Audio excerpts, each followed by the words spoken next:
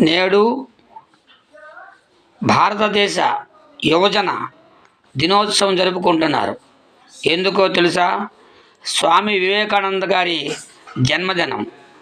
అసలు భారతదేశంలో స్వామి వివేకానంద పేరు తెలియని ఇల్లు లేదంటే అతిశయోక్తి కాదు. ఆధునిక యుగపు గొప్ప ఆధ్యాత్మికవేత్తల్లో ఆయన ఒకడు. జననం 1863 జనవరి 12, బాలనరేంద్రన్ అనేవారు. నేడు మన దేశ ప్రజలంతా జాతీయ యువజన దినోత్సవంగా జరుపుకుంటున్నారు ఆయన పుట్టినరోజు. నరేంద్రనాథ్ తండ్రి విశ్వనాథ దత్త మంచి వకీలు, మంచి పేరు ప్రఖ్యాతులున్న గొప్ప చదువరి. తల్లి భువనేశ్వరీదేవి రూపంలోనూ ప్రవర్తనలోనూ రాణివలే ఉండేది. ఆ తల్లిని అందరూ ప్రేమించేవారు. మన స్వామి వివేకానంద అల్లరి పిల్లవాడు. ఈ గడుగ్గాయని పట్టుకోవడం కోసం ఆ తల్లికి గగనమైపోయేది. తల్లి భాగవత, రామాయణ, మహాభారత కథలను చక్కగా ఈయనకు చెప్పేది. శ్రీరాముడు కథ అంటే నరేంద్రుడికి పంచప్రాణాలు. మట్టితో చేసిన రకరకాల విగ్రహాలు తెచ్చి రకరకాల పూలతో పూజించేవాడు. రామాయణం అంటే ఎంత ప్రేమో, ఎంత పిచ్చో.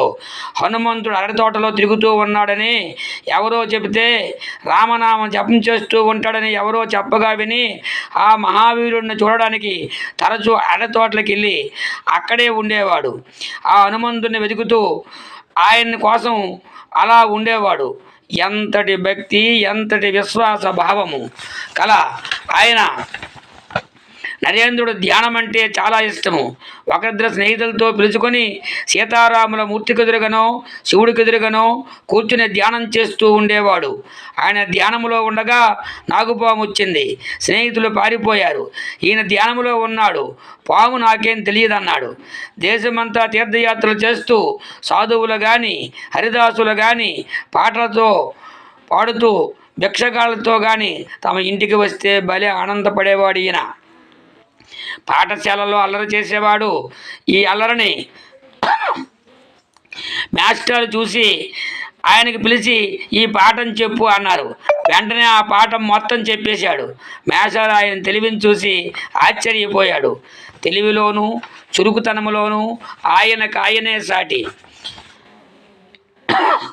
భారతదేశ సంస్కృతి దేశాల వాడవాడల చాటి చెప్పిన మహనీయుడు స్వామి వివేకానంద.